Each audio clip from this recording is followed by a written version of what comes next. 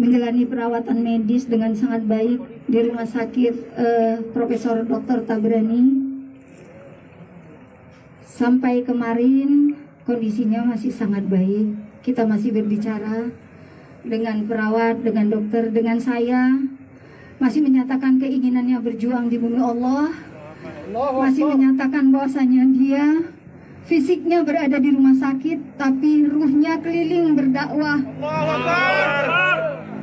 Dia masih bilang kepada saya, abang baru dakwah ke Kanada, ke Amerika. Abang keliling katanya, abang nggak capek katanya, tapi fisik abang ada di sini. Itu dinyatakannya. Menjelang hari akhir itu dia bilang dia sudah ikhlas kalau dia harus pergi. Sampai mau pergi, ketika mau dipasang alat, Ustadz Uwas masih menelpon, masih mendoakan. Di antara fisiknya yang up and down, turun naik, dia masih bisa mengaminkan, menutup wajahnya, kemudian berteriak 2 kali, Allahu Akbar, Allahu Akbar. Itu yang disebutkannya sebelum akhirnya dia betul-betul drop. Kemudian dokter bilang perawatan medis harus dilakukan, pasang ventilator, inkubasi. Dokter meminta izin. Saya bilang berikan haknya kepada Ustadz. Kalau Ustadz kesadarannya timbul sebentar, kita akan tanyakan. Pada waktu itu Ustadz sadar sebentar. Ustadz, gimana? Kita ambil tindakan menidurkan, karena dia sudah hilang. Terus dia bilang, abang ikhlas deh, lakukan aja yang terbaik. Setelah itu dia mengucap la ilaha illallah Muhammad Rasulullah, dipasang ventilator itu sampai beliau berpulang. Kami keluarga sudah ikhlas. Kami mengucapkan banyak terima kasih atas semua dukungan pihak rumah sakit yang luar biasa. Kakak kami Kak Diana dengan suami, dengan tim medis, Dr. Fahri, Dr. Dani, dengan tim medis juga semua. Dengan terima kasih juga tak terhingga kepada Gubernur Sumatera Utara Pak Edi Rahmayadi yang setiap malam memberikan semangat kepada Ustadz untuk semangat. Kematian itu pasti. Kullu nafsin dha'iqatul maut. Setiap yang bernyawa mesti mati. Bagi kita orang Islam, mati itu jembatan emas menuju kehidupan yang lebih baik dari alam dunia ini. Umur umatku antara 60-70. Kita ini dibilang Nabi itu ma baina sittin wa sab'in, 60-70. Dan memang kalau kita pikir efektifnya umur umat Nabi itu 70. Efektifnya itu. Ada yang umur 80 hidup, iya, tapi udah nggak kuat ibadah. Kadang-kadang apalagi model zaman sekarang, kita ini zaman sekarang 80 tahun udah pikun. Letak kacamata aja dia marah-marah. Mana kacamata? Ini sini kacamata ini. Gimana dia mau ibadah lagi, udah kayak gitu. Saya tanyalah, ada yang umur 80 nih yang hadir ngaji malam nih? Gak ada. 90 ada gak? Gak ada. 70? Gak ada. Coba bapak satu 70 tahun, bapak gak? Nah, satu orang. Jadi memang kata Nabi 60-70 aja. Beribadah sudah gak kuat lagi seperti waktu muda. Saya aja terasa itu. Saya 50-an sekarang, belum 60 saya. Tapi ibadah tuh nggak seperti zaman dulu. Oh, zaman dulu tarawih imam saya 23 rakaat. Oh, masih kuat imam saya 23 rakaat, saya imamnya. Saya baca Sapi Hisma dengan hal ataka, sholat isya, ditepuk bahu saya. Tancap dikit bos katanya. Kepanjangan sama dia. Aduh. Jadi memang wal umru qasir, umur kita pendek. Kalau umur kita pendek, ya sebelum mati aja beramal. Kalau udah mati mana bisa lagi. In qata'a anhu amaluh. Kalau sudah mati berhentilah amal dari si mati itu. Anda bisa sholat lagi udah mati. nggak bisa lagi zikir, udah mati, nggak bisa lagi puasa. Kalaupun bisa, nggak ada manfaat, nggak nambah pahala. Ada sahabat-sahabat Rasulullah itu yang di kuburnya dia baca surat Al-Muluk. Oh, dalam Hayatus Sahabat saya baca gitu. Imam Ibnu Katsir juga nulis dalam Bidayatun Nihayah. Ada sahabat Nabi tidur malam-malam di perjalanan, dia bentang tempat tidur, dia tidur. Tiba-tiba dia dengar ada orang baca Quran. Tabarakalladzi biyadihil mulku wa huwa ala kulli syai'in qadir. Dia duduk. Alladzi khalaqa. Terus baca. Dia kira, siapa ini? Dengar. Kalau kita lari lah kita.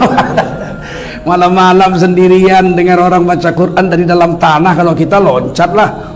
Dia enggak, dia duduk, dia dengerin sampai habis itu surah Al-Muluk dibaca. Besok paginya dia jumpa Rasul. Sampai Madinah dia bilang tadi malam, saya tidur ada orang baca surah Al-Muluk, habis 30 ayat itu dibaca dari dalam tanah. Takjub sahabat ini. Kata Nabi, itu orang dulu waktu hidup tiap malam baca Tabarakalladzi itu, dan dia berdoa kepada Allah, kalau mati izinkanlah aku tetap membaca surah Tabarok ini setiap malam di dalam kuburku. Saking cintanya dia dengan surah Al-Muluk itu, Allah beri kepadanya satu nikmat, dia bisa baca tiap malam dalam kubur, tapi nggak menambah pahala. Ibadah itu dihitung waktu hidup, kalau udah mati nggak dihitung lagi, kecuali amal jariah yang dia buat. Misalnya bangun masjid, masjidnya masih dipakai orang, ya semua pahala orang yang iktikaf, baca Quran, sholat di masjid itu semua dia mengalirlah sama dia amal jariahnya. Tapi in qata'a anhu amaluhu, yang dari dia, dari si mati itu berhenti, kecuali sedekah jariah, ilmu yang bermanfaat, waladun soleh yad'ulah, anak yang soleh yang mendoakannya. Anak soleh di situ bukan anak kandung. Anak soleh di situ bisa anak kandung, bisa anak angkat, bisa anak susuan, rotoah, bisa anak tiri, bisa anak murid yang dipelihara dan diajari sama dia.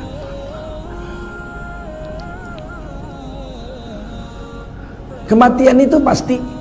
Kullu nafsin dha'iqatul maut. Setiap yang bernyawa mesti mati. Jangan bilang mati kasar, ini mati bahasa Arab. Maut, mati. Yang bilang kasar-kasar itu orang Belanda dulu. NQ orang jangan bilang mati, N itu mati kasar. NQ mesti bilang meninggal ya. Meninggal gak jelas meninggal apa. Meninggalkan anak, meninggalkan istri, meninggalkan kampung, meninggalkan pekerjaan. Banyak artinya meninggal. Tapi kalau mati satu aja artinya. Nyawamu pedot, mati. Nyawamu dicabut, matilah kau. Nggak ada yang lain artinya mati itu. Nah, jadi, dan mati itu bahasa Arab. Allah pakai kata maut, mati. Nabi juga idza mata ibnu Adam, kalau mati, kalau telah mati anak Adam. Nah, pakai mati juga. Kita sholat tuh baca inna sholati wa nusuki wa mahyaya wa mamatiya. Coba tukar besok.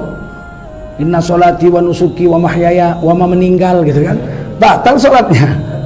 Jadi jangan bilang-bilang kasar. Nah, Allah katakan kullu nafsin dha'iqatul maut. Yang hidup mesti merasakan mati. Tidak peduli jin, manusia kah, hewan kah, iblis kah, malaikat kah. Malaikat mati. Malaikat maut mati. Yang hidup tidak mati-mati Allah Subhanahu wa ta'ala. La yamutu. Allah enggak mati. Yuhyi wa yumit, hidup dan menghidupkan dan mematikan Allah itu. Enggak mati Allah. Wal hayyul qayyum, maha berdiri sendiri lagi maha hidup. Allah itu tidak mengenal mati. Selain Allah mati semua. Malaikat maut pun mati, disuruh Allah, hei malaikat maut. Nah, ini kan ketika ditiup sangkakala oleh malaikat Israfil, matilah yang ada di langit dan di bumi. Kecuali yang Allah izinkan tetap hidup. Ada yang tetap hidup. Siapa? Malaikat Israfil. Nggak mati orang dia niup kok. Maksud dia niup dia mati. Malaikat Jibril nggak mati. Malaikat Mikail nggak mati. Malaikat maut, sebagian ulama menyebut namanya Israel, nggak mati. Siapa lagi nggak mati? Malaikat pemikul arash. Itu 8 orang malaikat pemikul arash nggak mati. Kemudian Allah matikan semua, mati. Jibril mati, Mikail mati, Maikul Aras mati, mati semua kecuali malaikat maut. Israfil mati, tinggal malaikat maut. Nah, kata Allah, sekarang kau cabut nyawamu sendiri. Ya. Kata malaikat maut, saya cabut sendiri nyawa. Cabut sendiri nyawa. Malaikat maut pergilah ke satu tempat, dicabutnya nyawanya pelan-pelan. Jerit kesakitan. Sepelan mungkin dia cabut, sakit. Akhirnya malaikat maut bilang, ya Allah, saya nggak mampu cabut saya nyawa sendiri, sakit. Kalau tahu saya sakitnya seperti ini, saya nggak akan cabut nyawa-nyawa para nabi dan para rasul. Nggak tega saya, orang-orang soleh nggak berani saya cabut. Kalau tahu saya sakitnya mati seperti ini, padahal saya udah cabutnya pelan-pelan, sakit. Siapa yang bisa nyabut kuku sendiri coba? Pelan-pelan, makin pelan makin sakit. Baru Allah katakan, matilah kau malaikat maut, mati. Tinggal Allah sendiri. Siapa yang hidup sekarang, kata Allah? Tidak ada yang hidup kecuali Allah. Sesuatu mesti mati. Bagi kita orang Islam, mati itu jembatan emas menuju kehidupan yang lebih baik dari alam dunia ini. Kita mati. Wa innama tuwaffawna ujurakum yaumal qiyamah. Hanya saja dengan mati itu, kami Allah ingin melipat gandakan pahalamu di hari kiamat. Jadi bagi kita orang beriman, mati itu menyebabkan pahala kita berlipat ganda. Jadi nggak ada rugi-ruginya. Dosa stop, nggak bisa lagi zina, nggak bisa lagi mabuk, nggak bisa lagi mencuri. Tapi agak pahala hidup jalan terus. Kita ngajari anak kita ngaji, Fatihah, ngajarin sholat. Anak kita sholat, dia kawin, istrinya diajari, dapat 2 pahala lagi. Dia punya anak 3, anak-anaknya diajari ngaji, udah 5. Anaknya punya cucu lagi 7. Wah, udah 12. Dan seterusnya udah suruh beranak-beranak itu.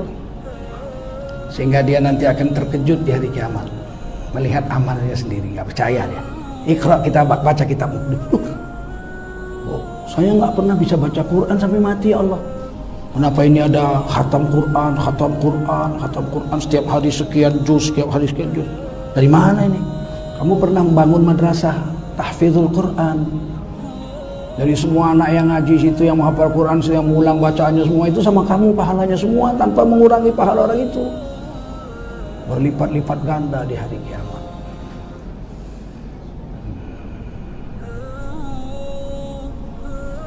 Wa innama tuwaffawna ujurakum yaumal qiyamah.